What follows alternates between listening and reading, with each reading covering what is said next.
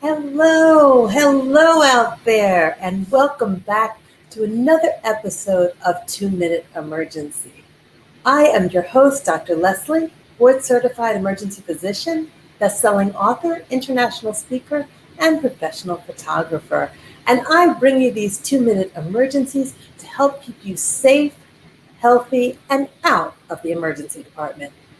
So I am back from vacation. And one of the things that I enjoy about vacation is it's a time for me to unplug.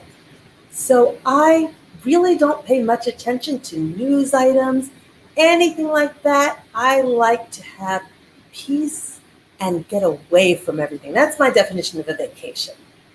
So I come back and I find out how things have changed in regard to COVID, which is why I felt the need to come on here today to talk about the rising numbers of cases of COVID, especially relating to the Delta variant. So I wanted to make sure that I gave you my perspective. Let's just start off by saying, I hate wearing a mask. I have to wear a mask. I have to wear it in the hospital, and I wear it outside of the hospital because I feel like it is my obligation to wear it. Not because there's a mandate in my area. I'm here in Texas, as many of you know, but because I feel that as an emergency physician, the last thing I want to do is take something that I may get and pass it on to someone else. Now, I've been vaccinated. I was vaccinated. I got my first shot back in December, my second in January. So that is not an issue about me being unvaccinated. It is just because even if you are vaccinated, you can still catch COVID. And even though you may not be symptomatic at all, you can still pass it on to other people. So one of the things we're noticing is a huge spike in the number of cases. So I'm just going to read to you that as of today here in Texas, we have a total of 9,548 cases. That was our daily case increase. And our daily death increase is 33. So we're not up to the numbers that we were previously, but we are on the uptick. Now, according to the latest statistics as well, for the week of July 26th through the 1st of August, COVID ICU beds occupied throughout the country were 10,997. Right now here in Texas, ICU beds, that same time period, is 1,635, which means that Texas alone has more than 15% of the occupied beds in the country in the ICU related to COVID. That's 15% for the entire country. And as a result, we have fewer and fewer ICU beds available for other illnesses that require that same level of care. I cannot stress more about the need to be vaccinated. I'm not going into any political discussion. I'm not talking about anything like that. This is just a need we have to prevent people from dying. And at this time, and I don't know numbers as far as this goes, but I'm assuming most people have probably had the opportunity to get vaccinated if they wanted to. As I said, I don't know numbers for that, so I cannot say that that is 100% correct. But for those people who have made a conscious choice not to be vaccinated, I urge you to reconsider. There are some people that can't be vaccinated.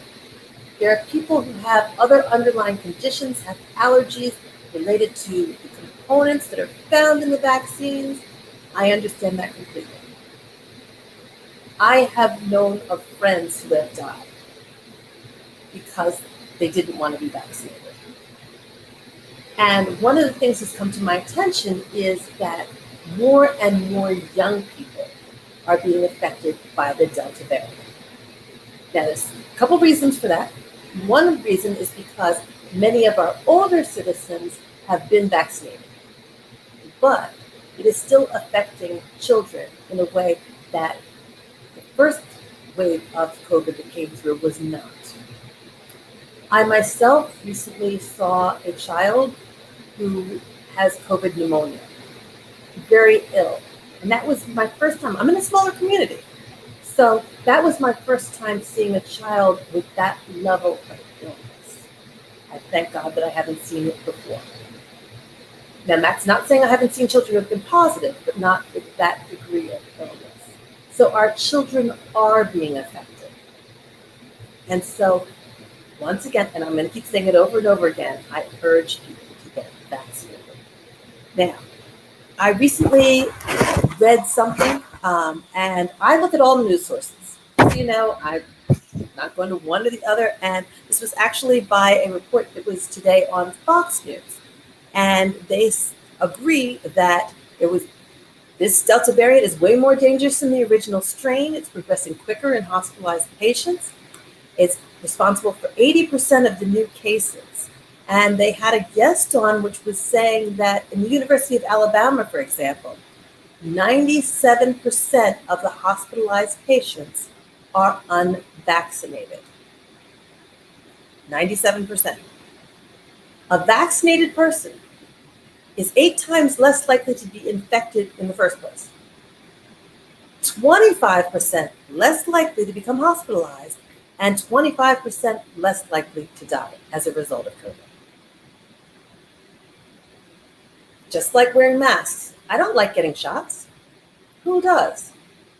But if it can prevent me from getting ill, if it can prevent me from dying, to me, that's worth it. At this point, a lot of people have still said that the vaccines have not been approved by the FDA.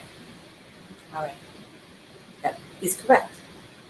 However, just like anything else, it takes time. And we expect it to continue to take more time. But we do know that it is preventing deaths. It's preventing serious illness. So I urge you, again, to get vaccinated.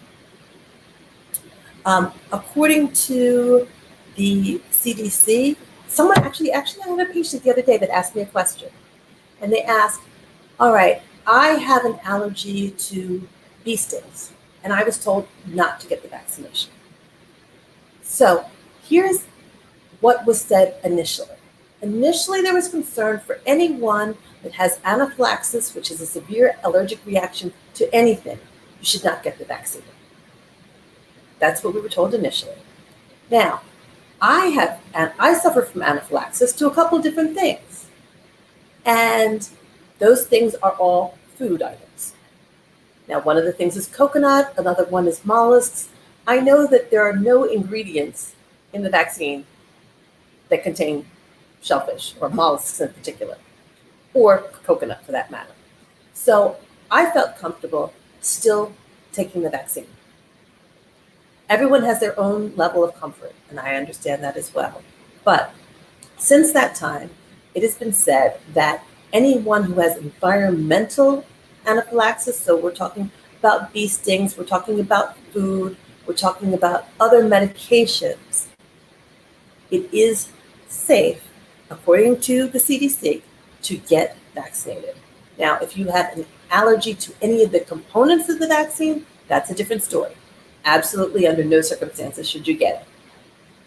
And keep in mind, when you get the vaccination, they do monitor you for a period of time to make sure that you don't have a reaction.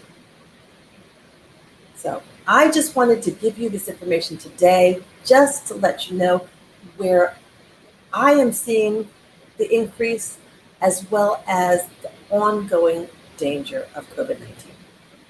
And as I said, this is not a political statement. This is purely giving you the facts.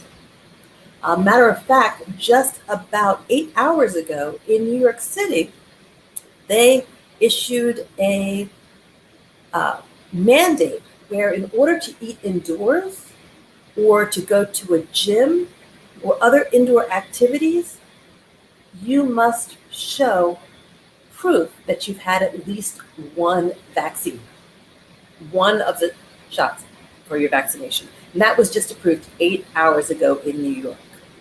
Hi, Bruce. Thank you so much for coming on. You have a question. You said, are there concerns about the Johnson & Johnson vaccine? Some people still do have concerns about the Johnson & Johnson vaccine. And the main concern that people had was they've heard a lot about blood clots and the possibility of blood clots in conjunction with the vaccine. Now, those numbers still remain very low.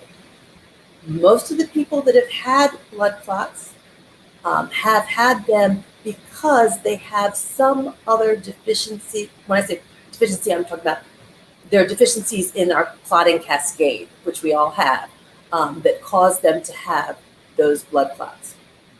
However, if you get the vaccine and you start to have any types of symptoms, you know you're immediately going to seek medical attention and let them know that you just had the vaccine, because those clots can also be treated.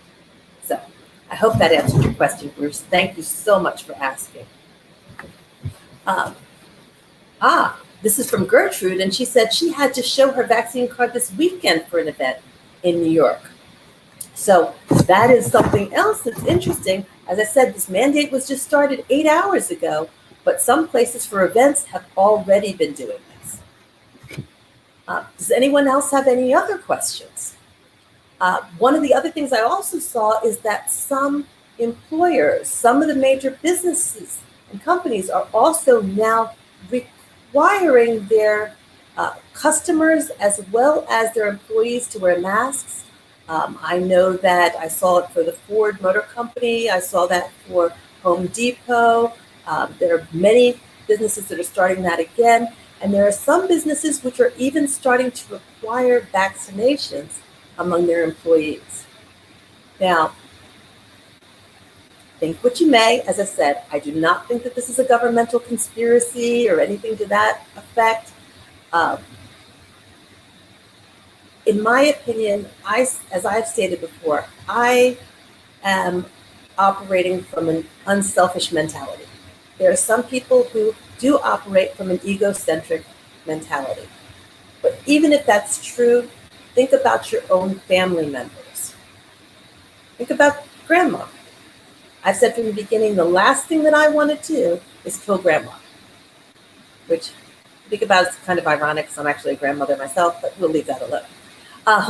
But do you want to be responsible for someone else's death?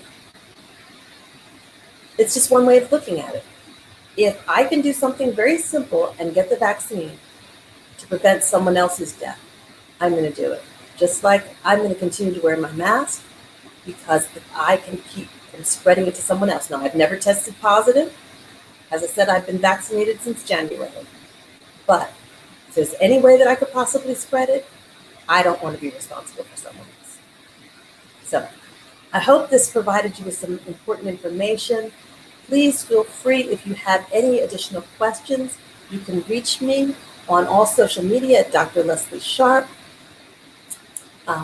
That's Facebook, that's Instagram, that is LinkedIn. Anyway, you can reach out to me. You can also go to my website, drlesliesharp.com. So please, if you have questions, I'm open to answering it. Remember, my information that I gave you today, for the most part, a lot of it was, except when explicitly stated, was my opinion. And I don't want to force my opinion on anyone else. We are all adults and we're capable of making our own decisions. I'll leave that up to you. Thank you so much for joining me, Karen. And thank you. I'm glad you appreciated the information that I gave today. So take care for now. Once again, I'm Dr. Leslie Sharp, board-certified emergency physician, international speaker, best-selling author, and professional photographer. And I bring you this information to help keep you healthy, safe, and out of the emergency department. Until next time, be safe.